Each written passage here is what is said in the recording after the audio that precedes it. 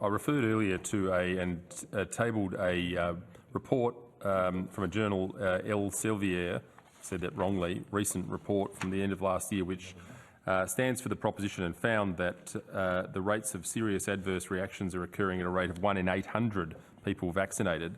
Now, according to your own clinical trial data, do you accept that is the rate? And if not, how does your overall rate of serious adverse events compare with routine traditional vaccine products such as flu vaccines and the like?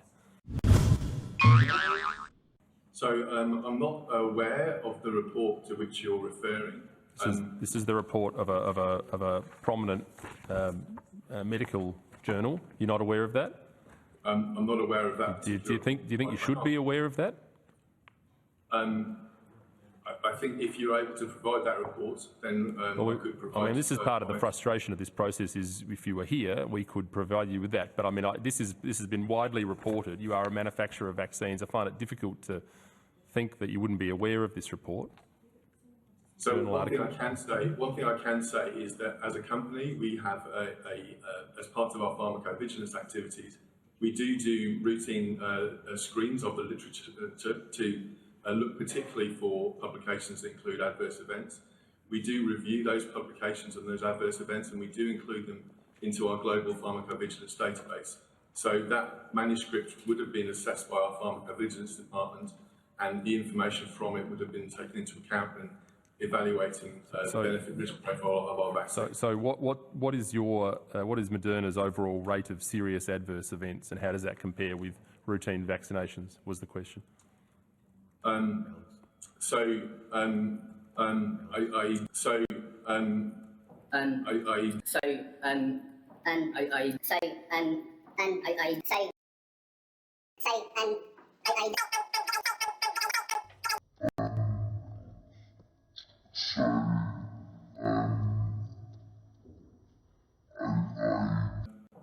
I don't have the actual rate of adverse events.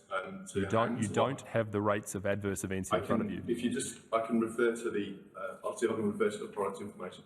What I can tell you is that the rate of serious adverse events in our very large randomised controlled trials was actually in a similar range to what was observed in the placebo group. But you can't tell me the rates of serious adverse events. You realise you've come to a Senate hearing today for the purposes of exactly that question, and you can't tell me the rates of serious adverse reactions to your product, which I find extraordinary.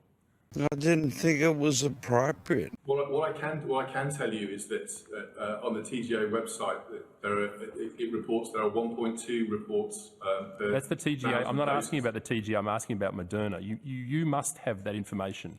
You are a multinational company.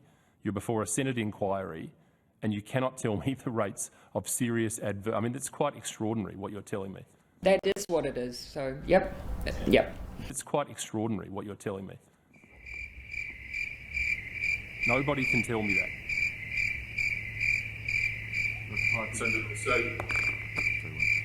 I can provide that information on notice. What I can tell you is that we have observed in our clinical trials, we observed no safety concerns. There were no imbalances of serious adverse events of special interest, or deaths between the vaccine group and the placebo group. And if you are one of those experts that thought getting vaccinated would somehow protect others, please remember to wear a mask so that the person next to you doesn't die from the horror of looking at your stupid face.